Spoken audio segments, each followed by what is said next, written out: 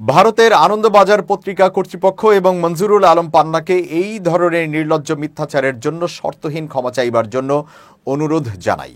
অন্যথায় তাদের বিরুদ্ধে যথাযথ আইনানুগ ব্যবস্থা নেওয়া হবে বলে সতর্কবার্তা দিয়েছেন ব্রিগেডিয়ার জেনারেল অবসরপ্রাপ্ত আব্দুল্লাহিল আমান আজমি। এক বিবৃতিতে তিনি এসব কথা বলেন।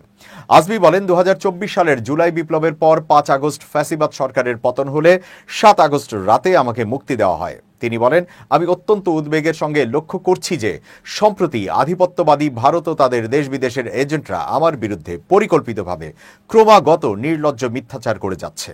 তাদের এসব নির্লজ্জ মিথ্যা প্রচারণার নিন্দা জানানোর ভাষা আমার নেই। বস্তুনিষ্ঠ সাংবাদিকতার পরিবর্তে ঠান্ডা মাথায় পরিকল্পিতভাবে এ ধরনের নির্লজ্জ মিথ্যাচার হলুদ সাংবাদিকতা ও বিকৃত মানসিকতার প্রতিফলন।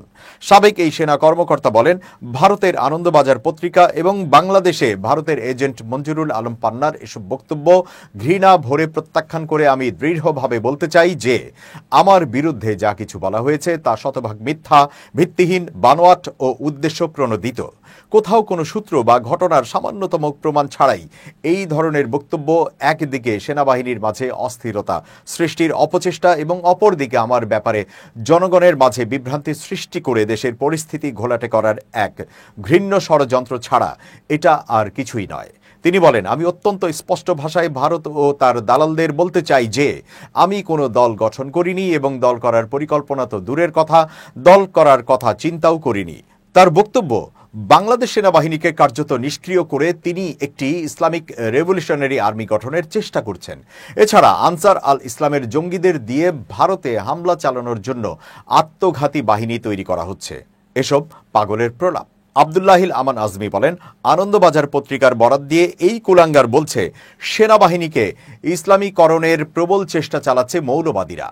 ওই প্রক্রিয়া বাস্তবায়নে পাকিস্তানপন্থী অবসরপ্রাপ্ত ও বরখাস্ত হওয়া সেনা অফিসারদের সঙ্গে ঘনিষ্ঠভাবে কাজ করছেন আজমি। পাকিস্তানি গুপ্তচর সংস্থা আইএসআই এর অফিসাররা নিয়মিত বাংলাদেশে যাচ্ছেন।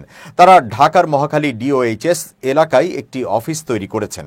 এসব বক্তব্য আমার ও আমার প্রাণপ্রিয় সেনাবাহিনীর ভাবমূর্তি ক্ষুণ্ণ করার ভারতের অপচেষ্টার অংশ বলে নিশ্চিতভাবে বলা যায়। তিনি বলেন, আমি দৃঢ়ভাবে বলতে চাই যে আমাকে যারা পাকিস্তানপন্থী বলে অপপ্রচার করে তারা ভারতের পোষ্য, দালাল, দোসর ও এজেন্ট। আমি খাঁটি বাংলাদেশি। আমার প্রতিটি শিরা, উপশিরা, অণু, পরমাণু, লোমকূপ, রক্তবিন্দু খাঁটি দেশপ্রেমিক বাংলাদেশি। সেনা সদর থেকে এই বক্তব্যের তীব্র প্রতিবাদ জানানো উচিত এবং সংশ্লিষ্ট ব্যক্তির বিরুদ্ধে আইনানুগ ব্যবস্থা নেওয়া উচিত। আমি এ ব্যাপারে সেনাপ্রধানের দৃষ্টি আকর্ষণ করছি। তিনি আরো বলেন, ভারতের এই দালাল প্রতিবেদনটি নিয়ে নিজেই সন্দিহান, কারণ সে নিজেই বলেছে এই রিপোর্ট কতখানি সত্য। উপরন্তু সে বারবার বলছে যদি সত্য হয়েও থাকে, সে নিজেই আরো বলছে আমরা পুরোপুরি সত্য হিসাবে সম্পূর্ণটা হয়তো গ্রহণ করছি না।